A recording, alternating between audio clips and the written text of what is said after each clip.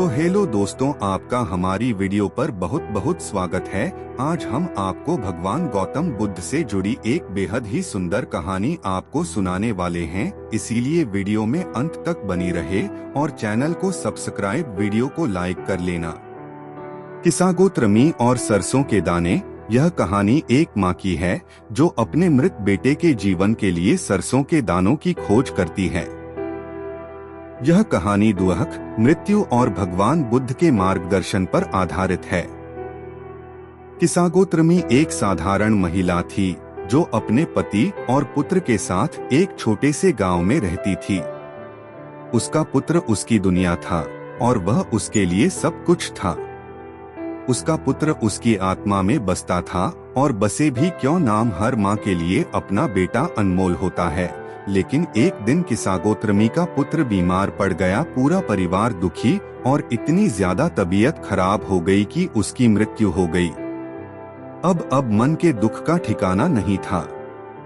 किसागोत्रमी अपने पुत्र की मृत्यु से अत्यंत दुखी हो गई और उसे वापस जीवित करने के लिए उपाय खोजने लगी। वह उसके बिना जीवित नहीं रह सकती थी। यह सोचने लगी। किसी व्यक्ति ने किसागोत्रमी को बताया कि पास के गांव में महात्मा बुद्ध आए हैं और बुद्ध महान ज्ञानी हैं और वे उसे उसकी समस्या का समाधान बता सकते हैं। वह अपने मृत पुत्र को लेकर बुद्ध के पास पहुंची और उनसे प्रार्थना की कि वे उसके पुत्र को जीवित कर दें, क्योंकि वह अपने पुत्र के बगैर नहीं रह सकती। गौतम बुद्ध ने उसे एक उपाय बताया। गौतम बुद्ध ने कहा, जो और गांव में किसी के घर से तुम्हें एक मुट्ठी सरसों के दाने लाने होंगे, लेकिन ध्यान रहे कि वे दाने उस घर से हों जहां कभी किसी की मृत्यु न हुई हो। उसे घर में किसी भी व्यक्ति या बच्चे की मृत्यु नहीं होनी चाहिए। ऐसे घर से तुम्हें एक मुट्ठी सरसों के दाने लाने हैं। किसागोत्रमी ने सोचा कि यह आसान होगा और वह तुरंत सरसों के दानों की खोज में निकल पड़ी। किसागोत्रमी ने गांव के हर घर का दरवाजा खटखटाया।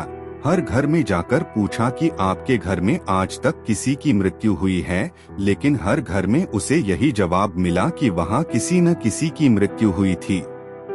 उसने पूरे गांव में छान मारा, हर एक व्यक्ति के पास गई, लेकिन सब जगह पर यही सुनने को मिला कि हमारे घर में भी किसी न किसी की मृत्यु हुई है। किसागोत्रमी को पता चल गया कि ऐसा कोई घर नहीं जिस घर में किसी की मृत्यु न हुई हो। उसने समझा कि मृत्यु जीवन का अटल सत्य है और इससे कोई भी अछूता नहीं है। किसागोत्रमी ने महसूस किया कि उसका दुख व्यक्तिगत नहीं है, बल्कि यह सभी जीवों का सामान्य अनुभव है।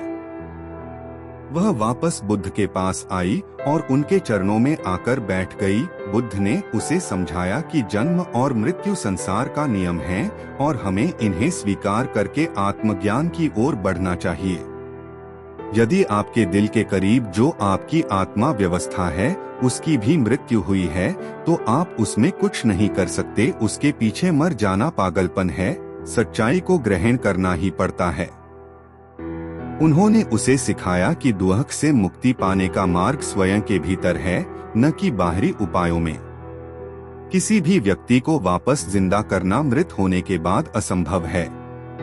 नैतिक शिक्षा। इस कहानी से हमें यह शिक्षा मिलती है कि मृत्यु अटल सत्य है और हमें इसे स्वीकार करना चाहिए। दुख से मुक्ति का मार्ग आत्मज्ञान और सत्य की खोज में है।